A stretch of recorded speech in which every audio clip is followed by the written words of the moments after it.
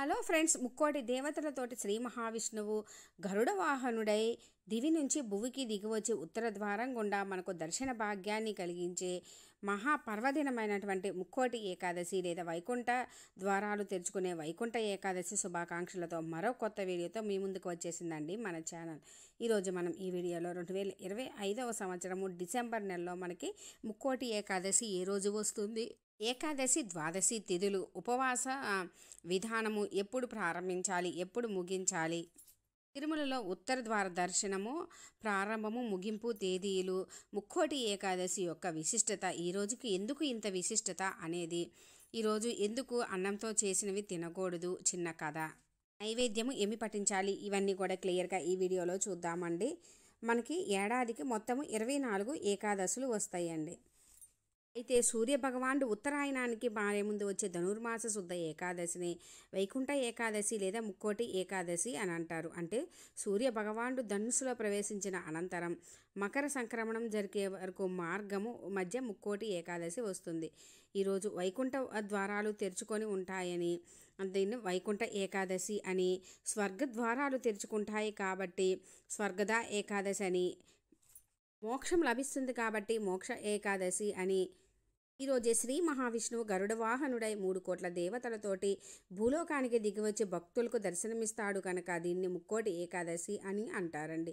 ఈ ఒక్క ఏకాదశి 3 కోట్ల ఏకాదశులతోటి సమానమైన పవిత్రత ఉందండి ఈ ఏకాదశికి. అందుకే ముక్కోటి ఏకాదశి అంటారు.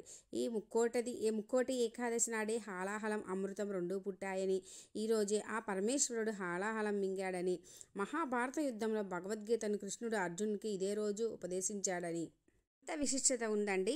ఈరోజు మనకి ఈ ముక్కోటి ఏకాదశి రోజు అన్ని వైష్ణవాలయాల్లో కూడా వైకుంఠ వాకిళ్ళు తెరుచుకుంటాయండి. అంటే మిగిలిన అన్ని ద్వారాలు కూడా మూసివేసి ఉత్తర ద్వారం గుండా స్వామివారి దర్శనం కోసం ఉత్తర ద్వారాలు తెరిచి ఉంటాయండి. భక్తులందరూ కూడా తెల్లవారుజాము నుంచే స్వామివారి దర్శనం కోసము క్యూలలో ఉదయం 3 గంటల నుంచే స్వామివారిని ఉత్తర ద్వారం గుండా దర్శించుకోవడానికి అందరూ కూడా వేచి ఉంటారు.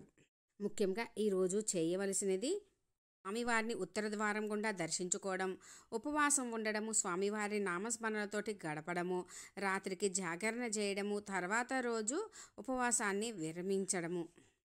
మనకి 2025వ సంవత్సరం శ్రీ విశ్వావసు నామ సంవత్సరము పుష్యమాసం అన్నమాట. పుష్యమాసంలో ముక్కోటి ఏకాదశి ఏ రోజు వస్తుందంటే 2025వ సంవత్సరం డిసెంబర్ నెలలో 30వ తేదీ మంగళవారం రోజు మనకి వైకుంఠ ఏకాదశి లేదా ముక్కోటి ఏకాదశి పర్వదినం జరుపుకుంటామండి. ఈరోజు తిథి వచ్చేసి ఏకాదశి తిథి, నక్షత్రం భరణి నక్షత్రము. ఏకాదశి తిథి మనకి 29వ తేదీ సోమవారం రోజు తెల్లవారుజామున 3:45 నుంచి, అంటే 30వ తేదీ తెల్లవారుజామున అండి, 29 రాత్రి 30 తెల్లవారుజామున 3:45 నుంచి ప్రారంభమవుతుంది.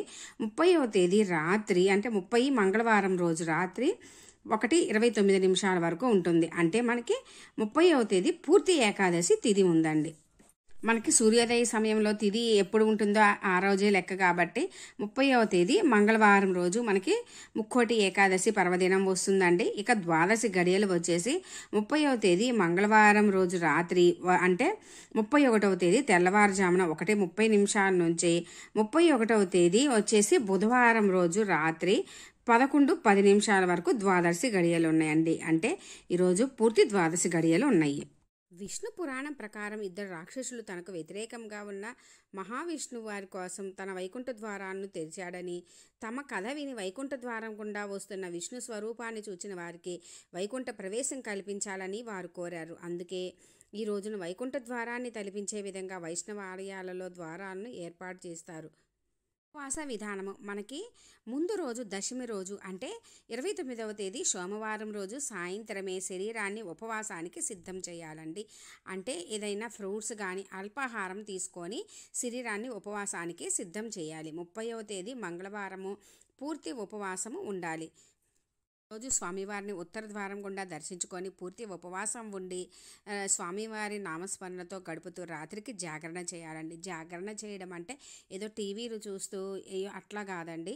స్వామివారి నామస్మరణలతోటి గడుపుతూ ఏమన్నా భక్తి సినిమాలు కానీ భక్తి గీతాలు కానీ వినండి. లేదు అంటే ఉపవాసం ఉండి తర్వాత రోజు 31వ తేదీ మనకి బుధవారం రోజు ద్వాదశి గడియలు ఉన్నప్పుడే ఉపవాసాన్ని విరమించాలి. ద్వాదశి పారణ సమయం అంటే విరమణ సమయం వచ్చేసి 31వ తేదీ బుధవారం రోజు అంటే ఉదయము 8 లోపల ముగించాలండి. ఆలయ దర్శనం చేసుకొని చక్కగా ఇంట్లో మనం వండుకున్నవి అన్నీ కూడా పెట్టుకొని ఇంట్లో పూజ చేసుకొని ఆలయ దర్శనం చేసుకొని అక్కడ పంతులు గారికి స్వయంపాక దానం ఇవ్వచ్చండి. లేదంటే ఎవరినైనా చక్కగా ఇంటికి పిలిచి భోజనం పెట్టి అప్పుడు ఉపవాసం విరమించి మనము పూజించాలి.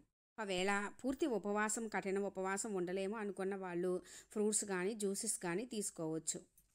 ఈరోజు స్వామివారికి నైవేద్యంగా ఫ్రూట్స్, డ్రై ఫ్రూట్స్, ఏమైనా పాయసము, పరమాన్నము ఇలాంటివి ఏవైనా కూడా చేసి పెట్టవచ్చండి.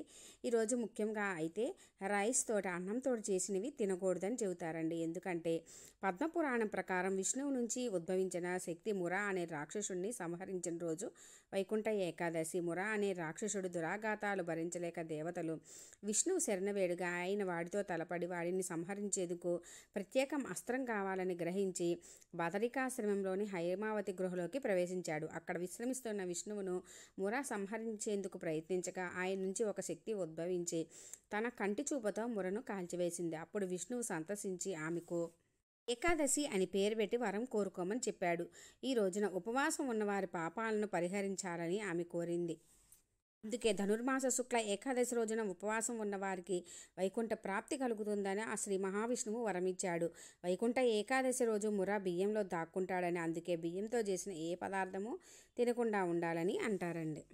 ముఖ్యంగా ఉపవాసం ఉండడం అంటే స్వామివారికి దగ్గరగా ఉండడం అండి.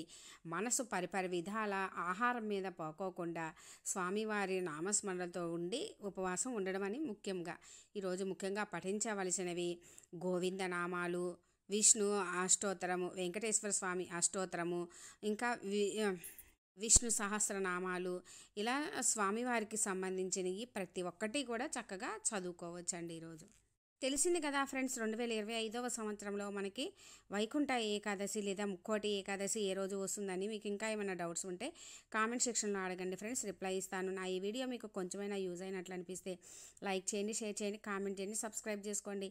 పక్కనే ఉన్న బెల్ ఐకాన్ క్లిక్ చేసినట్లయితే నేను అప్లోడ్ చేసిన ప్రతి వీడియో మీకు నోటిఫికేషన్ వస్తుంది. ఫ్రెండ్స్, ఎంతో విశేషమైన ముక్కోటి ఏకాదశి రోజు స్వామివారిని భక్తి శ్రద్ధలతో మనస్ఫూర్తిగా పూజించుకొని ఆ స్వామివారి అనుగ్రహంతో మీకు అన్నింటా విజయం చేకూరాలని కోరుకుంటున్నాను. Friends, thanks for watching.